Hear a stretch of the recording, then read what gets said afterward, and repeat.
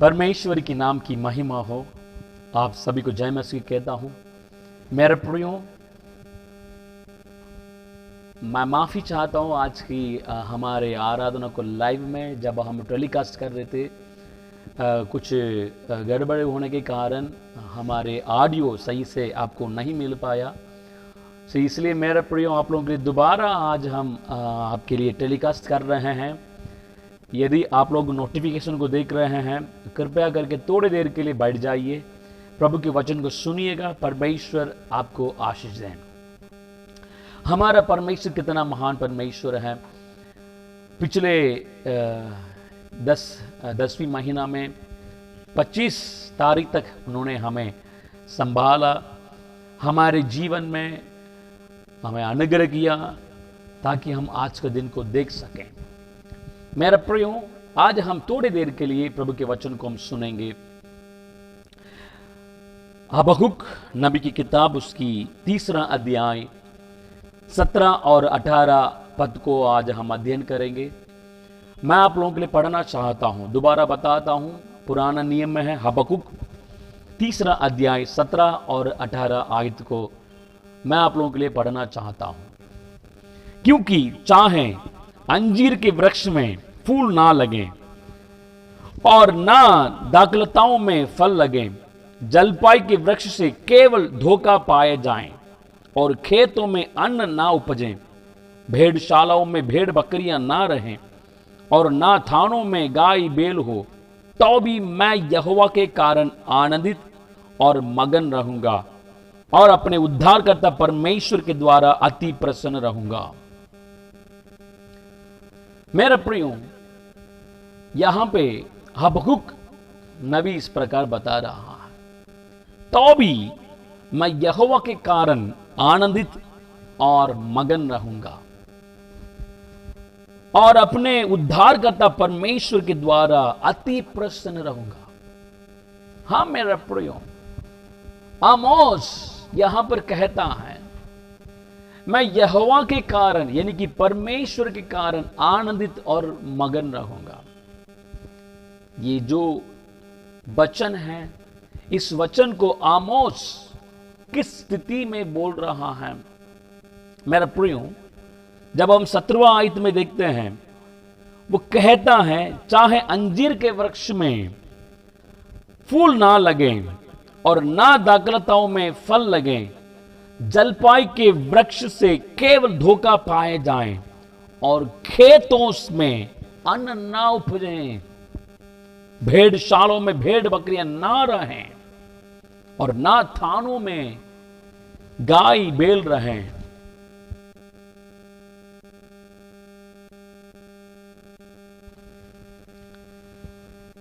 मेरे प्रियो, हबक्कुक कहता है, मेरे जीवन में कितना नुकसान क्यों ना आए, मेरे जीवन में कितना बड़ा नुकसान क्यों ना आए, लेकिन मैं यहोवा परमेश्वर के कारण मैं आनंदित और मगन रहूंगा। मेरे प्रियो, हमारे जीवन में केवल परमेश्वर ही हमें आनंद दे सकता है, खुशी दे सकता है। इस दुनिया की चीजें कुछ भी हो, वो हमारे जीवन में एक सच्चा खुशी और आनंद को नहीं दे सकता है। हाँ मेरे प्रियो, हमारे जीवन में एक रियल खुशी, एक रियल आनंद जो है, केवल परमेश्वर के पास ही हमें मिलता है। यहां पे जैसे आमोस बता रहा है, मैं अपने जीवन के नुकसानों के बीच में मैं परमेश्वर के कारण आनंदित और मगन रहूंगा। मेरे जीवन में नुकसानों के बीच में, क्योंकि यहां पर बता रहा है, खेतों में अन्न ना उपजे, तो भी मैं यहोवा के कारण परमेश्वर के कारण आनंदित और मगन रहूंगा। एक नुकसान को दर्शाता है, नुकसान के बारे में बता रहा है। मेरे पर इस दुनिया में एक भी व्यक्ति आपको ऐसा नहीं मिलेगा जो अपने जीवन में नुकसान के बीच में खुशी और आनंद मनाता है, क्योंकि इस दुनिया में हर एक व्यक्ति जो है ये चाहता है कि मैं अपने जीवन में एक सफलतापूर्वक जीवन बिताना चाहता हूं। हर एक व्यक्ति इस दुनिया में चाहता है कि मैं जो भी चाहता हूं वो सब प्राप्त करूं। मेरे प्रिय, कोई भी किसी के जीवन में इस प्रकार इच्छा नहीं होगा कि मैं नुकसान को पाऊं, और एक भी व्यक्ति हमें इस प्रकार नहीं मिलेंगे कि अपने नुकसान के बीच में जिसने खुशियां और आनंद मनाया हो। हर एक व्यक्ति जो है सफलतापूर्वक जीवन बिताना चाहते हैं। हर एक व्यक्ति जो अपने जीवन में आशीषों को प्राप्त करना चाहते हैं। विशेष तौर से जब हम इस दुनिया में देखते हैं, हमारे जीवन में हम कब खुशियां और आनंद मनाते हैं? जब हमारे जीवन में वो चीजें मिलता है जिसको हम ज्यादा बहुत समय से चाहते थे, अगर वो मिल गया तो हम आनंद मनाते हैं, खुशियां होते हैं। हमारे जीवन में सिर्फ उस समय हम खुशियां मनाते हैं, आनंद होते हैं, जब हमारे जीवन में वो आशीष मिलता है जिसके लिए हम बहुत सालों से हम इंतजार कर रहे थे। मेरे प्रियो, लेकिन यहां पे हबक्कुक यहां पर क्या बता रहा है? जब मेरे जीवन में कुछ नहीं होगा, जब मेरे जीवन में नुकसानों को मैं सामना करूंगा, जब मेरे जीवन में कुछ नहीं होता है, सब कुछ मेरे जीवन को छोड़ के चला जाता है, तो भी मैं यहोवा के कारण, यानी कि परमेश्वर के कारण मैं आनंदित और मगन रहूंगा। हाँ मेरा प्रियो, इस दुनिया की चीजें जो हैं हमारे जीवन में खुशियां नहीं दे सकता है। हमारे जीवन में कई बार हम क्या करते हैं, हम हमारे जीवन में जो सुविधाएं मिला है, जो भी आशीषें मिला है, उसको लेकर हम बहुत आनंदित होते हैं, खुशियां मनाते हैं, घमंड करते हैं। देखो मेरे जीवन में इतने सारे आशीष मिला है। कुछ लोग अपने जीवन में उनके पास जो पढ़ाई है, उनके पढ़ाई को लेकर खुशियां मनाते हैं, आनंदित होते हैं, और जब किसी से मिलने जाते हैं, सामने वाले पूछेंगे नहीं, लेकिन वो वॉलंटरी बताएंगे मैं यहां तक इतना पढ़ाई किया हूं, मेरा डिग्री इतना है। मेरे प्रियो, कई बार क्या करते हैं, हम हमारे परिवार के बारे में घमंड करते हैं, खुशी होते हैं, मैं फलाने परिवार से हूं करके हम इतना आनंदित होते हैं। कई बार क्या करते हैं, हम हमारे समाज, हमारे जाति के बारे में सोचकर हम आनंदित होते हैं, खुशियां मनाते हैं। और हम क्या करते हैं, जब हम किसी दूसरे से मिलते हैं तो यदि वो पूछेंगे नहीं, तब भी हम क्या करेंगे, तो भी हम क्या करेंगे, उनसे कहेंगे मैं फलाने समाज से हूं, फलाने जाति से हूं। हमारे सोच विचार क्या है? इस दुनिया की ओर से जो मुझे मिला है वही मुझे आनंद देता है, वही मुझे खुशियां देता है। अगर हमारे पास पढ़ाई नहीं है, अच्छा पढ़ा लिखा नहीं है, एक अच्छा नौकरी नहीं है, या एक अच्छे परिवार से हमारे जन्म नहीं हुआ है, या जैसे ये दुनिया सोचता है ऊंची जाति, अगर उस जाति से हमारा जन्म नहीं हुआ है, किसी सामने वाले से बताने के लिए हम शर्माएंगे, हमें अच्छा नहीं लगेगा, दुख लगेगा, हमारे विचार में, दिमाग में इस प्रकार विचार चलेगा, शायद वो मुझसे ये ना पूछे कि आप कौन से जाति से हो, कौन सा समाज से हो। हम इस प्रकार हमारे दिमाग में विचार करेंगे, शायद मेरे सामने वाला कि मेरे पढ़ाई के बारे में ना पूछे कि मैं अनपढ़ हूं। मेरा प्रियो, कोई भी इस प्रकार नहीं चाहता है कि दूसरों के सामने मैं शून्य हूं, यानी कि मैं कुछ नहीं हूं, मैं नीचे से हूं, मैं अनपढ़ हूं, मेरे पास कुछ नहीं है, मैं किराए के मकान में रहता हूं, छोटा सा मकान में रहता हूं। कोई भी ये नहीं चाहता है कि दूसरे से इस प्रकार हिम्मत से कहें कि मेरा पापा लेबर का काम करता है।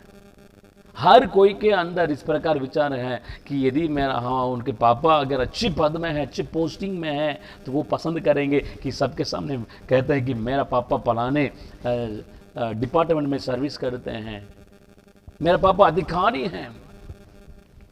मेरे प्रियो, क्योंकि इस दुनिया में हमारे विचार क्या है, ये दुनिया की बातें ही मेरे जीवन में खुशी और आनंद देता है। लेकिन मैं आपको बताना चाहता हूं, हबक्कुक यहां पर क्या कह रहा है। अगर मेरे पास कुछ भी नहीं हो, अगर मेरे पास जो भी था वो सब अगर मैंने खो गया हो, तो भी मैं परमेश्वर के कारण आनंदित और मगन रहूंगा। मेरे प्रिय, परमेश्वर चाहता है कि हम परमेश्वर के कारण आनंदित और मगन हो सके। कई बार हम क्या करते हैं, हमारे जीवन में जो आशीष मिला है उसी के बारे में सोचते हैं, उसके कारण आनंदित होते हैं। अगर कोई नुकसान आ गया, हमारे दिल में इतना दुख आ जाता है। लेकिन मेरा प्रियो, मैं आपको बताना चाहता हूं, हमारा परमेश्वर जिसने हमारे जीवन में हमें उद्धार दिया है, उसके कारण हम आनंदित और मगन होने वाले बनना है।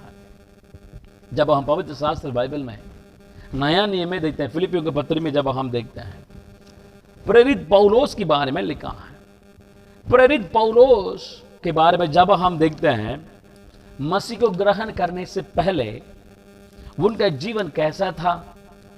वो अच्छा पढ़ा लिखा आदमी था। प्रेरित पौलोस जो है एक अच्छे ऊंचे समाज से, जाति से था। जैसे अभी हमारे भारत देश में, हमारे जमाने में हम समझते हैं पंडित जो है सबसे ऊंचे जाति है, इसी प्रकार यहूदी जाति जो है इतना ऊंचे जाति था, क्योंकि परमेश्वर की ओर से चुना हुआ जाति समाज था, परमेश्वर की ओर से चुना हुआ गोत्र था। यहूदी समाज में, यहूदी जाति में जन्म लेना इतना घमंड की बातें हैं। पौलोस यहूदी समाज से उनका जन्म हुआ था। पौलोस जो है वो अच्छा पढ़ा लिखा आदमी था। पौलोस जो है उनके पास अच्छा अधिकार था, उनके पास सब कुछ था, अच्छा बुद्धिमान था। लेकिन मेरे प्रियो, जब पौलोस यीशु मसीह को ग्रहण किया, जब यीशु मसीह को अपने जीवन में अपनाया, पौलोस यहां पर 3 अध्याय में इस प्रकार कहता है, जो जो बातें मैंने लाभ की थी, मेरे लाभ की थी, उन्हीं को मैंने मसीह के कारण हानि समझ लिया है। फिलिपियों के पत्री 3 अध्याय उसके 7वीं आयत में इस प्रकार प्रेरित पौलुस बताता है, जो जो बातें मैंने लाभ की थी, जो जो बातें मैंने सोच रहा था कि मेरे लिए लाभ है, पौलुस कहता है उन्हीं को मैंने मसीह के कारण हानि समझ लिया है। 8वीं पद में भी कहता है, वरन मैं अपने प्रभु यीशु मसीह के पहचान की उत्तमता के कारण सब बातों को हानि समझता हूं।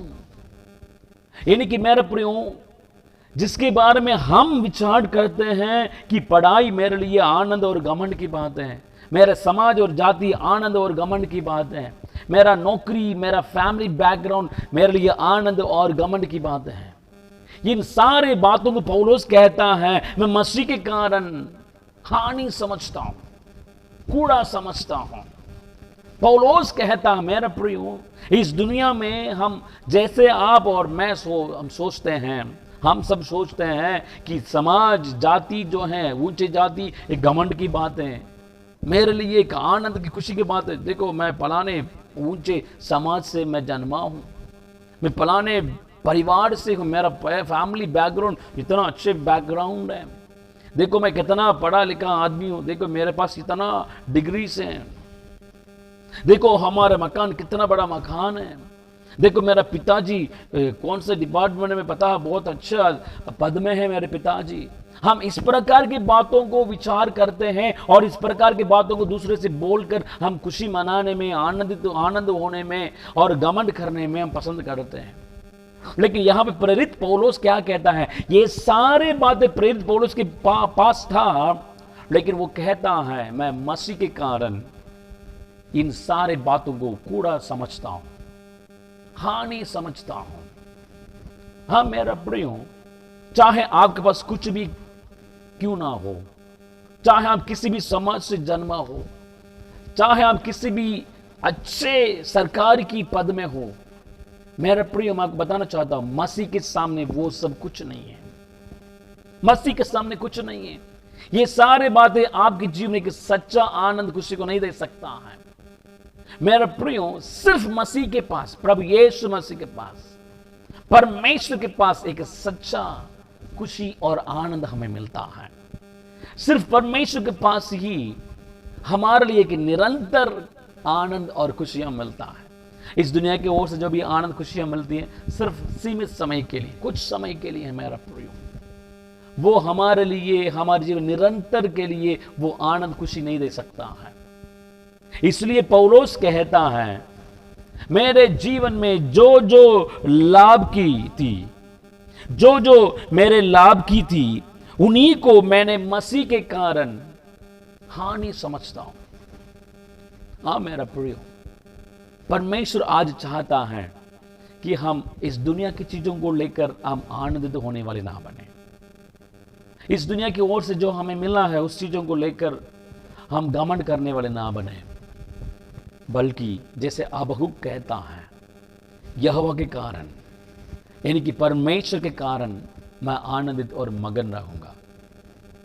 मेरा प्रियो, हम जब तक हम इस दुनिया की बातों को हम बहुमूल्य समझते हैं और हमारे जीवन नुकसान आ गया है, तो हम आनंद नहीं मना पाएंगे। बहुतों को जीवन में क्यों दुखित रहते हैं? क्योंकि वे इस दुनिया की बातों को बहुत बहुमूल्य समझते हैं, बड़ा समझते हैं। इसलिए जब नुकसानों को सामना करते हैं, उनके जीवन में दिल में दुख आ जाता है। कई बार हमारे जीवन में भी इस प्रकार होता है, क्योंकि हम क्या सोचते हैं, दुनिया के ओर से अगर मुझे आशीष मिलता है, मेरे लिए वो घमंड की विषय है और आनंद और खुशी की विषय है। हमारा विचार क्या है, अगर मैं अच्छे समाज से अगर जन्मा हूं, अगर मैं अच्छे परिवार को बिलोंग करता हूं, अच्छे जाति को, समाज को बिलोंग करता हूं, तो हमारे लिए घमंड की विषय हो जाता है, खुशी की विषय हो जाता है। लेकिन मेरे प्रियो, मैं आपको बताना चाहता हूं वचन क्या कहती है। यहां पर वचन साफ साफ कहती है मेरा प्रियो, केवल परमेश्वर ही हमारे जीवन में एक सच्चा आशीष, खुशियां, आनंद को दे सकता है। जब हम परमेश्वर के पास आते हैं, जब हम परमेश्वर के सम्मुख में आते हैं, ये दुनिया की चीजें सब शून्य है, कुछ नहीं है मेरा प्रियो। इसलिए ही प्रेरित पौलुस कहता है, ये सारे बातों को मसीह के कारण मैं हानि समझता हूं। जब हम पुराने नियम में आमोस किताब में आते हैं, जब हम आमोस में आते हैं, आमोस नबी जो है परमेश्वर की ओर से चुना हुआ एक नबी था, एक भविष्यवक्ता था।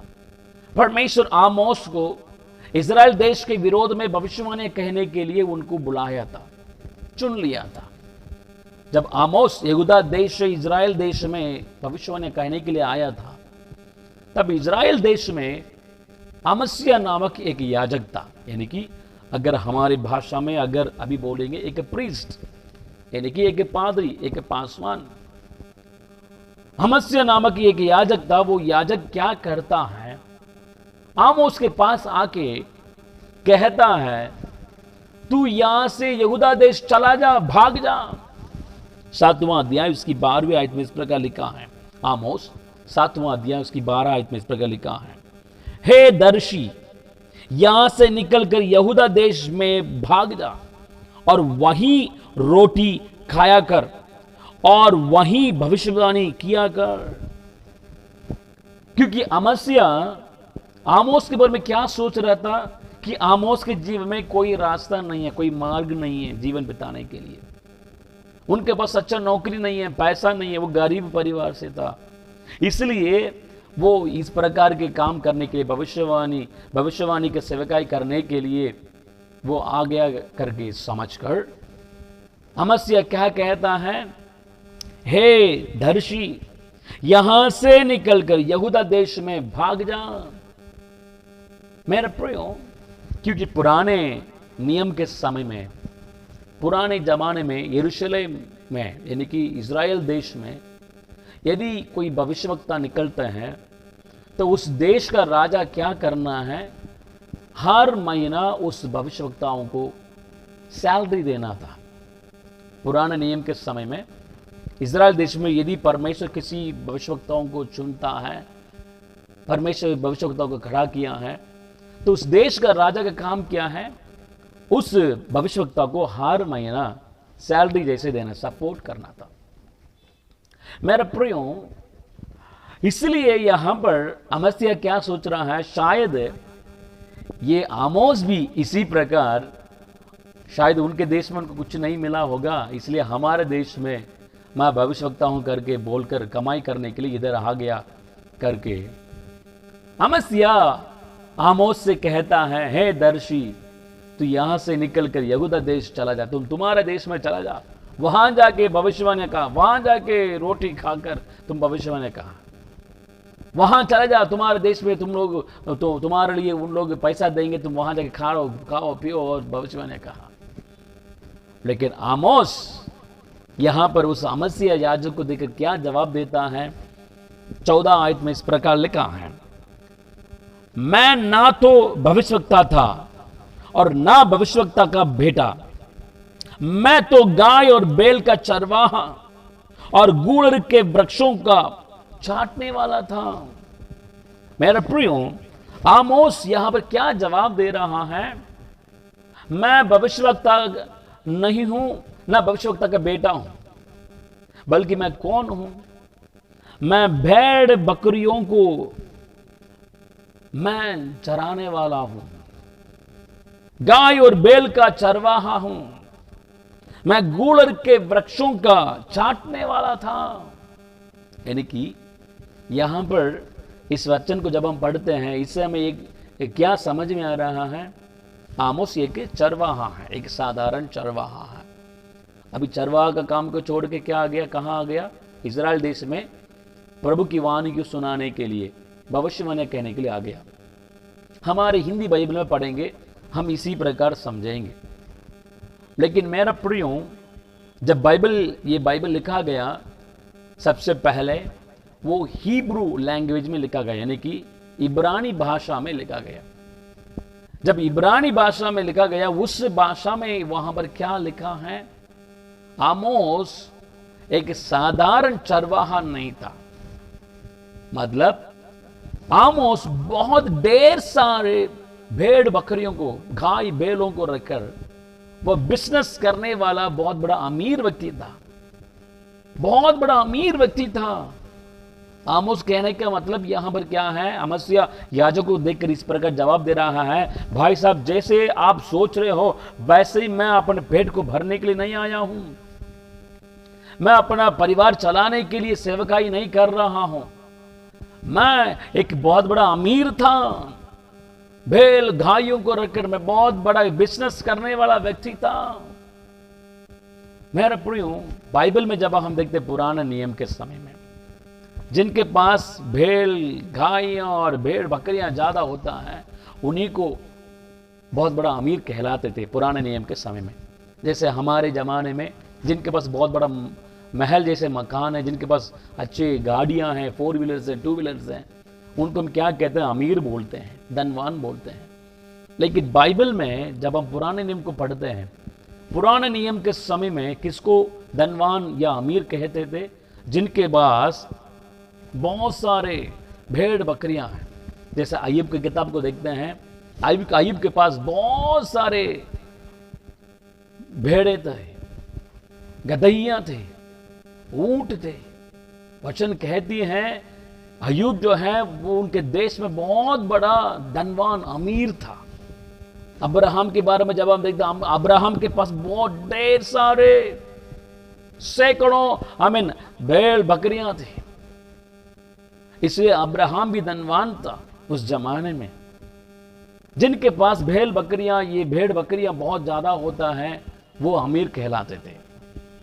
मेरे प्रियो, हमारे हिंदी भाषा में साधारण रूप से लिखा है आमोस एक साधारण चरवाहा था, लेकिन जब हम हिब्रू लैंग्वेज में बाइबल को खोल के देखेंगे, वहां पर लिखा है, वहां पर कौन सा शब्द यूज किया गया है चरवाहा की जगह में।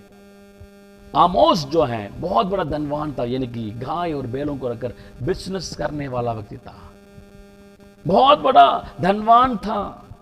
और दूसरी लाइन में लिखा है गूलर के वृक्षों का छाटने वाला था, गूलर की वृक्षों का छाटने वाला था। आमोस कहता है जैसे अंजीर के फल बोलते हैं, इजराइल देश में गूलर की वृक्ष होता है, वो भी एक प्रकार के अंजीर है।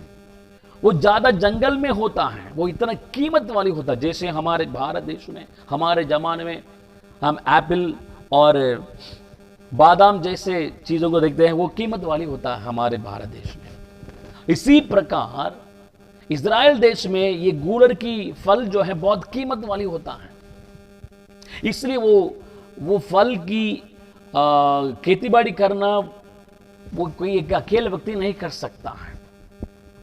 तो वो किसका काम है? पूरा वो गवर्नमेंट, वहां के सरकार, इज़राइल देश का सरकार क्या करता है, वो पूरा अपने अंडर में ले लेते हैं।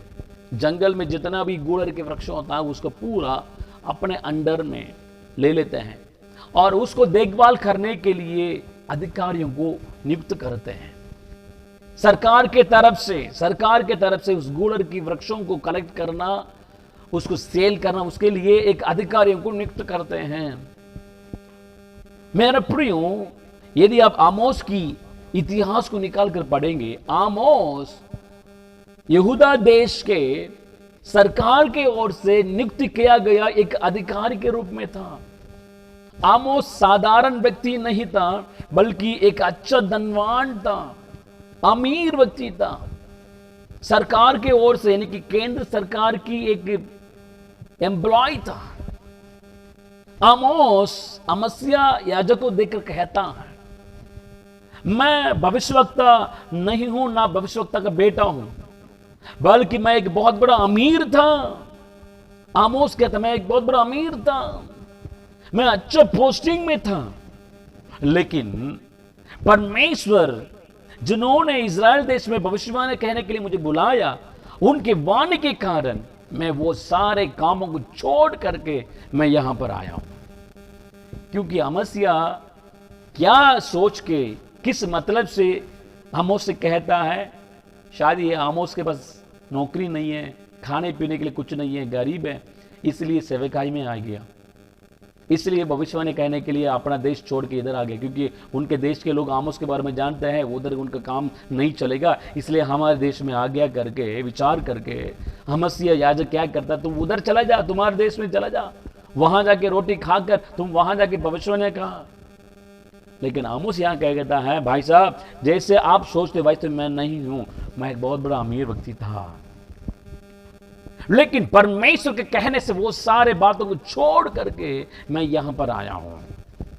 देखिए मेरा प्रियो, ध्यान से सुनिएगा, आमोस यहां पर क्या कर रहा है। उनके जीवन में जो घमंड की विषय के लिए था, उनका पोस्टिंग, उनका पैसा, उनका धन संपत्ति, सब चीजों को परमेश्वर के लिए एक कूड़ा के समान समझकर छोड़कर और प्रभु के लिए, प्रभु की सेवकाई के लिए आ गया। परमेश्वर जब भविष्यवाणी कहने के लिए बुलाया, तब यहां आमोस आ गया।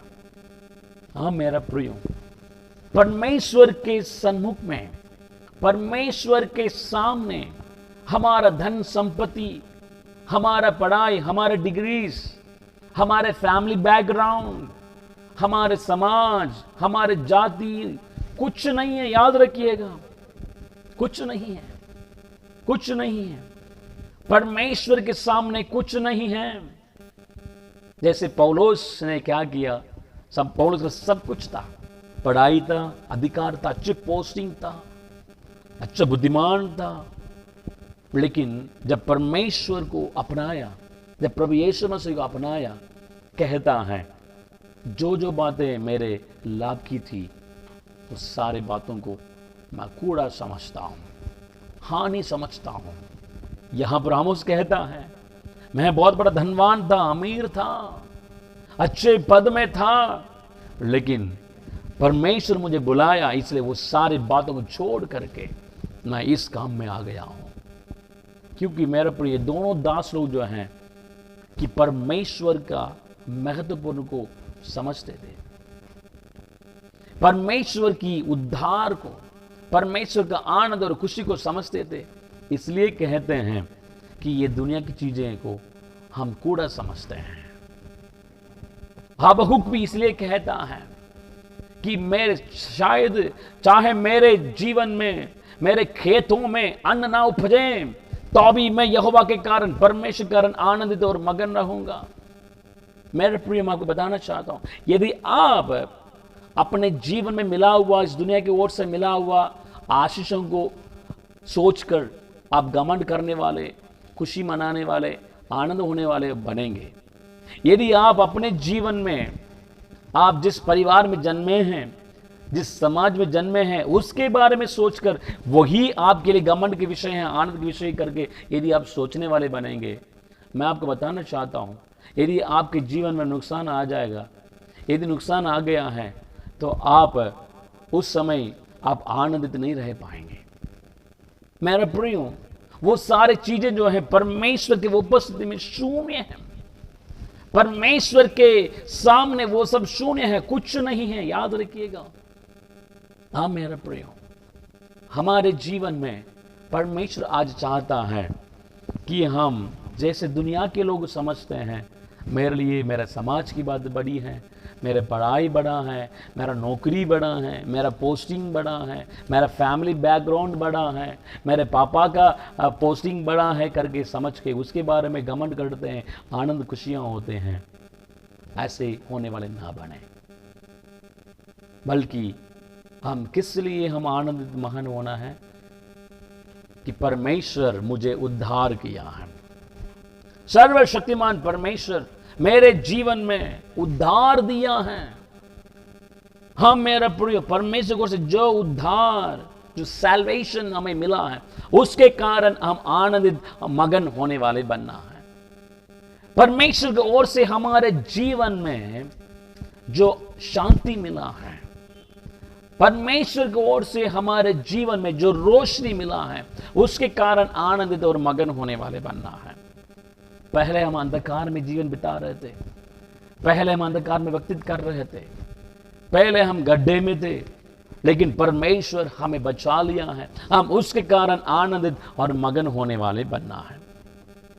मेरा प्रियो, यदि हम इस दुनिया की चीजों को हम शून्य समझकर या हानि समझकर, मेरा प्रियो, आत्मिक जीवन में परमेश्वर के ओर से हमें जो उद्धार मिला है उसको बहुमूल्य समझेंगे, आपके जीवन में कितना बड़ा नुकसान क्यों ना आए, आप कभी दुख नहीं होंगे।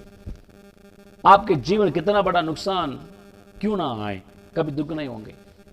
शायद आपके जीवन से आज ही आपका नौकरी आपको छोड़ जाए, आप दुख नहीं होंगे। शायद आपके समाज मसीह को ग्रहण करने के पहले जिस समाज से आप थे, शायद आपके समाज के लोग आपको छोड़ दें, आप दुखित नहीं होंगे। आपके जाति के लोग आपको छोड़ दें, आप दुखित नहीं होंगे, क्योंकि आपको पता है कि इससे बहुमूल्य जो चीजें प्रभु यीशु मसीह मेरे जो उद्धार दिया वो इससे बहुमूल्य है। ये दुनिया की चीजें मेरे लिए कुछ नहीं करके हम कहेंगे। हाँ मेरा प्रिय, एक निर्णय लीजिएगा, हमारे जीवन कभी भी इस दुनिया की बातों को लेकर घमंड करने वाले, आनंद होने वाले, खुशियां मनाने वाले ना बने मेरा प्रियो, क्योंकि वो सब सीमित समय के लिए है। वो सब सीमित समय के लिए, आपके लिए निरंतर के लिए नहीं होगा। वो सच्चा खुशी आनंद को नहीं दे सकता है। आपका पढ़ाई आपके लिए सच्चा खुशी को नहीं दे सकता है। आपकी धन संपत्तियां आपको सच्चा खुशी आनंद नहीं दे सकता है। आपके समाज, आपकी जाति आपके लिए सच्चा खुशी आनंद को नहीं दे सकता है। फिर कौन सा चीज आपको सच्चा आनंद खुशी दे सकता है? परमेश्वर की ओर से जो उद्धार, सैल्वेशन हमें मिला है, केवल वही ही हमारे जीवन में एक रियल हैप्पीनेस को दे सकता है, एक रियल खुशी और आनंद को दे सकता है। हाँ मेरे प्रियो, आज एक निर्णय लीजिएगा। मैं चाहता हूं जितने भी लोग इस प्रचार को सुन रहे हैं, आपके जीवन में दुनियादारी लोगों के समान नहीं होना चाहिए। आपके अंदर कभी भी आप अपने पुराने जीवन के बारे में सोचे घमंड करने वाले ना बने। मैं चाहता हूं मेरे प्रियो, दुनियादारी लोगों के समान हम ना बने, बल्कि हम परमेश्वर की ओर से जो उद्धार हमारे जीवन में मिला है, जो सैल्वेशन हमें मिला है, उसके कारण हम आनंद महान होने वाले बन जाएं। आइए आंखें बंद करेंगे, हम प्रार्थना करेंगे। जीवित और निरंकारी महान परमेश्वर, हम आपका धन्यवाद देते हैं। पिता परमेश्वर, इस समय प्रभु जी जैसे आज हमसे वादे किया है, हाँ प्रभु जी, उसी प्रकार हमारे जीवन में प्रभु हम आपके कारण आनंदित और मगन होने वाले बन जाएं। प्रभु इस दुनिया की बातों को लेकर कभी घमंड करने वाले, आनंद मनाने वाले ना बने, क्योंकि ये सारे चीजें जो है प्रभु आपके सामने कुछ नहीं है, शून्य है। प्रभु जी, प्रभु आप हमें सहायता करिए। जैसे आज प्रभु जी हबक्कुक के बारे में देखे थे, पौलुस के बारे में देखे थे, आमोस नबी के बारे में देखे थे, प्रभु मुझे भी ऐसे ही बना दे ताकि मेरे नुकसान के बीच में भी प्रभु मैं आनंदित और मगन हो सकूं। प्रभु आप हमें सहायता करिए। प्रभु जी आप हमें अनुग्रह करिए। जितने भी लोग इस समय प्रभु वचन को सुन रहे हैं, जितने भी लोग वचन को सुन रहे हैं, हर एक व्यक्ति को आपके हाथों में देता हूं। प्रभु जी आप उन्हें सहायता करिए, केवल आपके कारण आनंदित और मगन होने वाले बन जाए। प्रभु जी धन्यवाद देता हूं, आपने हमारी प्रार्थना सुना। प्रभु यीशु मसीह के नाम से मांगता हूं, सुनिए और ग्रहण करिए। आमीन, आमीन, आमीन। मेरा प्रियो, प्रभु सबको आशीष दें। मैं विश्वास करता हूं पवित्र आत्मा परमेश्वर आज आपसे बातें किया है। लगातार हमारे साथ जुड़े रहिएगा। प्रभु सबको आशीष दें। जय मसीह की।